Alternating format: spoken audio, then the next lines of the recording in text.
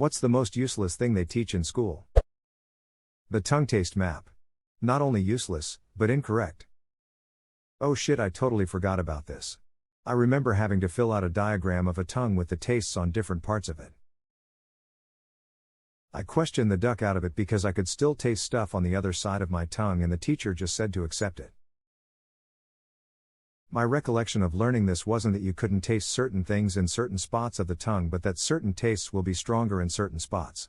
Big difference, but I assume still not true. Yes, some parts of the tongue have more taste receptors than others. But you don't taste different things on different parts of the tongue. That's a myth.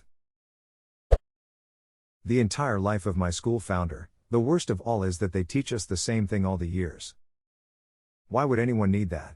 I presume it's a vanity thing the founder installed at some point. I will pay for the creation of a school, but I have one caveat. Honestly, if this Powerball ticket pays off, my old high school will most certainly be getting a facelift. That is as long as they agree to teach the life and times of a handsome gym too.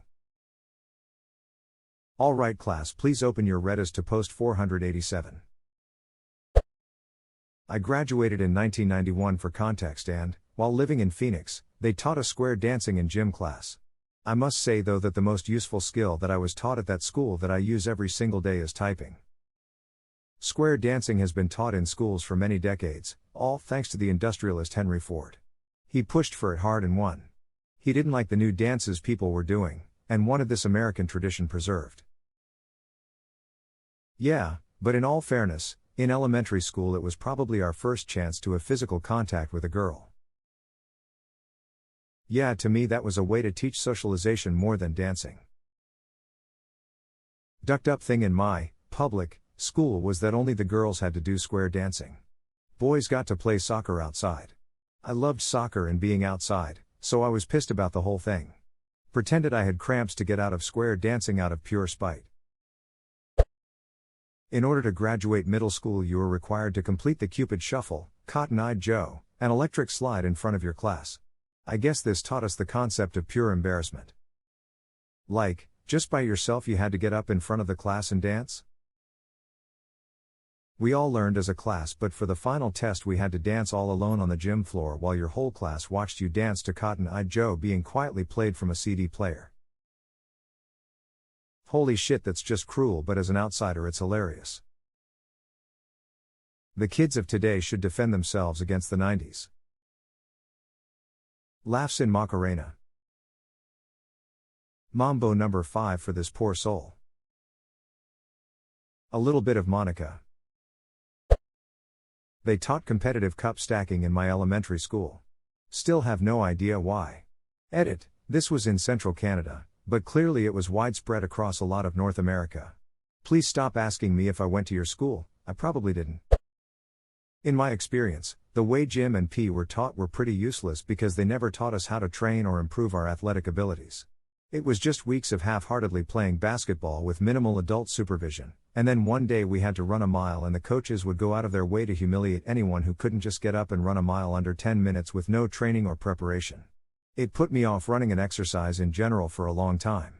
Edit, I'm seeing so many stories here of people who experienced bullying, shame and humiliation in their PE classes in school. I'm so sorry that that happened to all of you. None of us deserve that. I really hope that you all have found exercises that you enjoy. It doesn't have to just be running or weight training. Go on some beautiful hikes, buy a ring fit, take a pole dancing class, whatever makes you feel strong and happy. You deserve it. And I hate to say it, many of the PE teachers and coaches were pretty unhealthy themselves. All my gym teachers were fat, middle-aged men. Mine was hard on practice what you preach, then got called out for being fat and sent the kid on a 12-mile run. I was taught that Columbus knew that the world was round, but everyone else thought it was flat. So, yeah. That. By college I was calling American history the but actually class. I had it in elementary school, middle school, high school, and then in college. Every time I took it, the teacher basically said, I know that you were taught blank in whatever grade, but actually what happened was. Example, elementary school, Lewis and Clark were super brave and the lessons made it seem like it was just the two of them venturing into the unknown west. Middle school, Sacagawea was there, 2. High school. Actually, there were like 30 people on that expedition. College. Sacagawea was 12 when she was enslaved by the Lewis and Clark expedition and was physically and sexually abused by some French guy during the voyage. To be more precise, Sacagawea had been taken captive by a rival Native American tribe and had been sold in a non-consensual marriage to a French-Canadian trapper, who was subsequently hired by the expedition as a guide. She was about 12 when taken captive. Her contact with the expedition was roughly 4 years later. I researched Sacagawea in 7th grade when we had a writing assignment to write as a member of the Lewis and Clark expedition. I wrote in the perspective of Sacagawea's baby she carried, Jean-Baptiste Charbonneau. He was born February 1804. Did your paper just say wow double-spaced for 3 pages? I would have given you an A if so. Well, I'm old, so take my answer in context. How to use an abacus. When I was younger, I learned the abacus enough in Asian math school that I was able to do abacus calculations using muscle memory, so essentially an invisible abacus, which allowed me to do double-digit multiplication in my head pretty easily, so pretty helpful if you can do that lol. I knew I should have studied Asian math. So that was their secret all along. The phantom abacus technique. The way the US public school system teaches it, Spanish. You learn it maybe half a year then forget it over the summer. You'd think with years of education we'd be better Spanish speakers, but it's essentially useless the way it's taught. I took 2 years in school and barely learned anything. I can still pick up a word here and there, but that's it. Not to brag, but after 3 years of Spanish classes, I understand every word and hips don't lie. 6 years of French. 6 months later and nothing.